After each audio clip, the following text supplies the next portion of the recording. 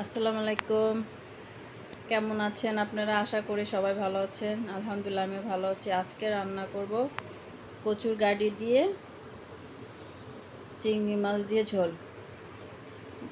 কচু গাড়িও বলে, কচু মুখিও বলে। চলেন রান্না করি। এখানে কড়াই দিছি, কড়াইতে আমি কিছু জিরা দিয়ে দিব, তারপর 3টা পেঁয়াজ কুচি দিব, দিয়ে এটাকে লাড়াচাড়া দিব। এখানে আমি কচু গাড়ি ছিলে কেটে নিয়েছি, চিংড়ি মাছ, কাঁচামরিচ, পেঁয়াজ, ধনেপাতা, আদা, রসুন। এখানে আমি 1 চামচ রসুন নিয়েছি, 1 চামচ পেঁয়াজ, 1/2 চামচ আদা বাটা, এটা দিয়ে দিব।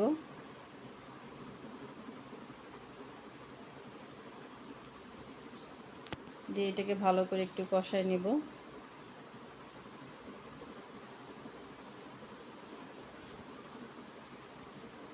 স্বাদ মতো লবণ দিয়ে দিলাম, 1/2 চামচ মরিচের গুঁড়া,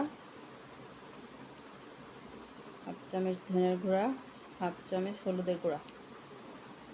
এখানে আমার আধা কেজি কচুর গাড়ি ছিল। একটু সামান্য পানি দিব,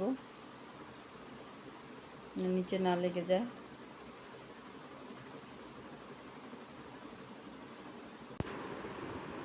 মশলাটা ভালো করে কষায় নিব। মশলা কষানো হয়ে গেছে। আমি এখন যে চিংড়ি মাছটা রেখে দিয়েছিলাম সেটা দিয়ে দিব। এটা দিয়েও ভালো করে একটু কষায় নিব। এখানে আমি সামান্য একটু পানি দিব, দিয়ে 5-6টা কাঁচামরিচ কেটে দিব,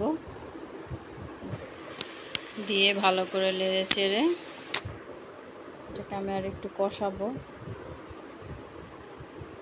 দেখেন কষাতে তেল বের হয়ে গেছে। এখন যে কচু গাড়িটা ছিল ওটা আমি এখানে ঢেলে দিব। কচু গাড়িটা ঢেলে দিব, দিয়ে এটাকে ভালো করে নেড়ে চেড়ে একটু কষায় নেব।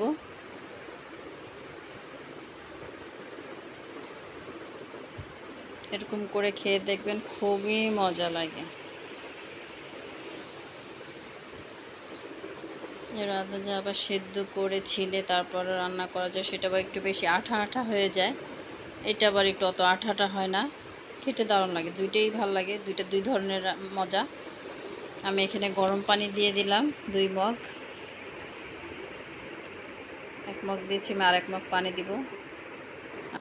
আমি তরকারি একটু পাতলা পাতলায় রাখবো, তাই 2 মগ পানি দিয়েছি আমি। আপনারা একটু কমও দিতে পারেন। তো এটা একটু ঝোল ঝোল পাতলা পাতলা খেতে ভালো লাগে। আমি এখন ঢাকনাটা ঢেকে দিব।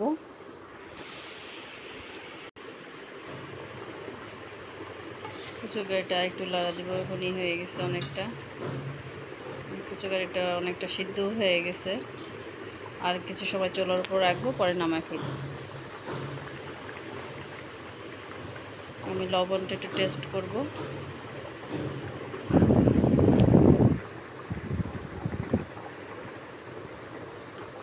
লবণটা পারফেক্ট আছে। আমি এখানে আর লবণ ইউজ করিনি, যেটা দিছি ওইটাই। এখন আমি কিছু ধনিয়া পাতা দিব, দিয়ে একটু লাড়াচাড়া করব। আমি আর ঝোল টোল কিছু টানাবো না, এইভাবেই রাখবো। পরে জিরার গুঁড়া দিব 1/2 চামচ। এটা আসলে কচুর গাড়িতে আবার ঝোলটা টেনে যায়, পরে ঘন হয়ে যাবে। এই জন্য এইভাবেই রাখবো, ঝোল ঝোল নামায় ফেলবো।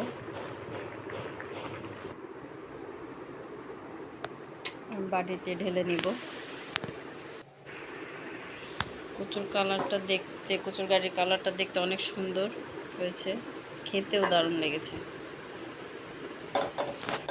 আমি বাটিতে ঢেলে নিয়েছি, পরিবেশন করলাম। এখানে আমি এখন কিছু ধনিয়ার পাতাও দিয়ে দিব, দেখতে সুন্দর লাগতেছে,